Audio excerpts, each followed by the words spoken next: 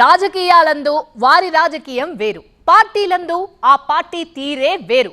BJP గురించి సాధారణంగా ఇలాంటి ముచ్చట్లే వినిపిస్తూ ఉంటాయి. నేతలను కంట్రోల్ చేయడంలో గానీ, వారిని కొత్త కొత్త కార్యక్రమాల్లో భాగస్వామ్యం చేయడంలో గానీ కమల్నాథ్ల రూటే వేరు. లేటెస్ట్ గా తెలంగాణ బీజేపీలో పరిణామాలు మరోసారి అలాంటి చర్చకే దారితీస్తున్నాయి. ఇందుకీ ఏంటా కొత్త కహానీ?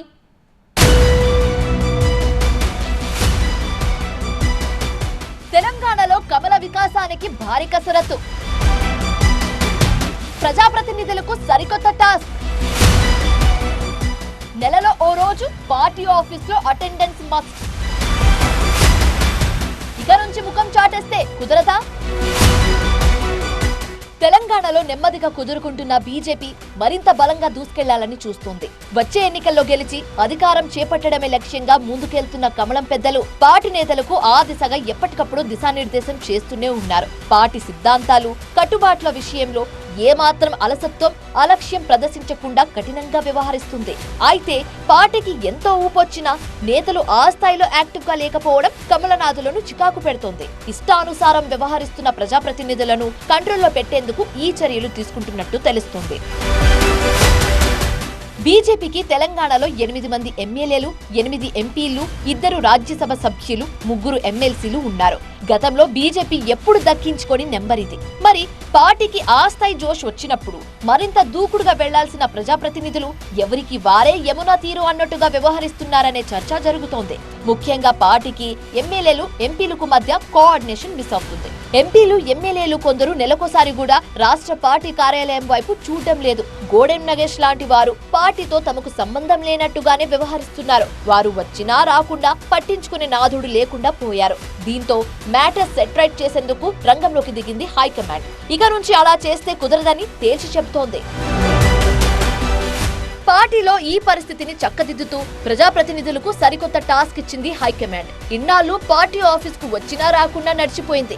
ఎవరి ఇష్టం వారిదే అన్నట్టుగా సాగింది. కానీ ఇకపై అలా కుదరదని స్పష్టం చేస్తున్నారు కమలం పెద్దలు. నెలలో ఒక రోజు మస్ట్ గా పార్టీ ఆఫీస్ లో ఉండాల్సిందేనన్న నిబంధనను తీసుకొచ్చారట.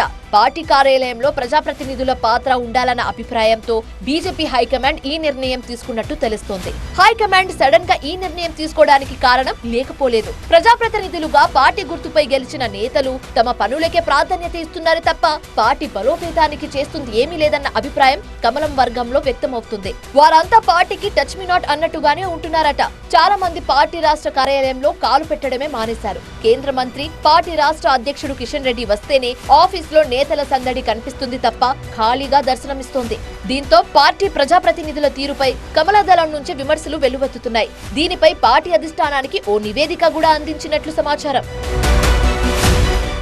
రాష్ట్రంలో పార్టీకి మొత్తం 21 మంది రాష్ట్ర, జాతీయ స్థాయి ప్రజాప్రతినిధులు ఉన్నారు. వీరిలో 2 కేంద్ర మంత్రులు కూడా ఉన్నారు.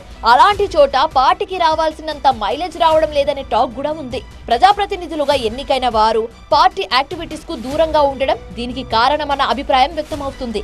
అందుకే ఈ అంశాన్ని సీరియస్ గా తీసుకున్న అధిష్టానం వాళ్ళందరినీ పార్టీ ఆఫీస్ లో భాగంగా చేయాలనే నిర్ణయానికి వచ్చింది. అంతేకాదు ఎమ్మెల్యేలు, ఎంపీలకు ఎలాంటి టాస్క్ అప్పగించాలనే దానిపై కసరత్తు చేయాలని రాష్ట్ర పార్టీ నాయకత్వానికి సూచించిందంట. ఎన్నికైన 21 మంది ప్రజాప్రతినిధులను రోజుకొకరి చొప్పున రాష్ట్ర కార్యాలయంలో కార్యకర్తలకు అందుబాటులో ఉండే విధంగా ప్లాన్ చేశారట కమలం పెద్దలు. ప్రజాప్రతినిధులు కూర్చునేందుకు, కార్యకర్తల నుంచి విజ్ఞప్తులు తీసుకునేందుకు ప్రత్యేక ఏర్పాట్లు కూడా పార్టీ ఆఫీస్ లో జరుగుతున్నాయి. 21 మంది పార్టీ ఆఫీస్ లో ఒక్కొక్కరు ఒక్కో రోజున సమయం కేటాయిస్తే ఆదివారాలు పోగా దాదాపు నెలంతా కవర్ అవుతుంది. అప్పుడు పార్టీ ఆఫీస్ లో నాన్ స్టాప్ సందడి ఉంటుందన్నది కాషాయ నేతల ప్లాన్ గా తెలుస్తోంది.